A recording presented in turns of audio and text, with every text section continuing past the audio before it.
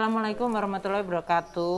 Roma Laraspos, dalam rangka mengatasi pemulihan ekonomi global harus serta-merta terkait dengan pemerataan vaksinasi di semua negara. Sementara itu, dalam pemulihan ekonomi global akibat pandemi COVID-19 di seluruh dunia saat ini tengah terjadi, namun tidak merata. Salah satu penyebabnya adalah karena akses vaksin yang tidak merata di seluruh dunia.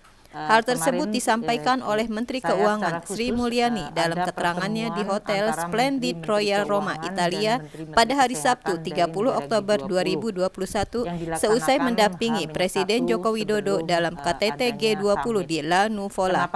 Selain akses vaksin yang tidak merata, pemulihan ekonomi dunia juga terancam oleh dua hal lain, yaitu terjadinya inflasi, kenaikan energi, dan disrupsi dari suplai. Menurut Menteri Keuangan, hal tersebut terjadi di seluruh dunia yang pemulihan ekonominya sangat cepat, namun mengalami komplikasi dalam bentuk kenaikan harga energi dan disrupsi suplai.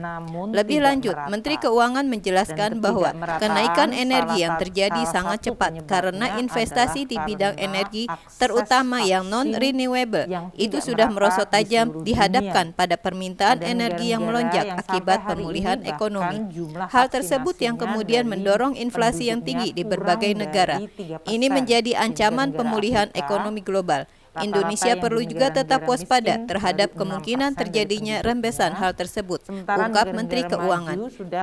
Menteri Keuangan mengatakan, karena COVID ini adalah ancaman nyata terhadap perekonomian dunia, maka di dalam pembahasan antara Menteri Keuangan dengan Menteri Kesehatan negara-negara G20 disepakati untuk membangun sebuah mekanisme yang disebut pencegahan pandemi atau pandemic preparedness. Hari ini dunia tidak siap menghadapi pandemi. Nyatanya, pandemi telah menyebabkan biaya sampai 12 triliun US dollar, 5 juta orang meninggal, dan lebih dari 250 juta orang yang terkena pandemi ini.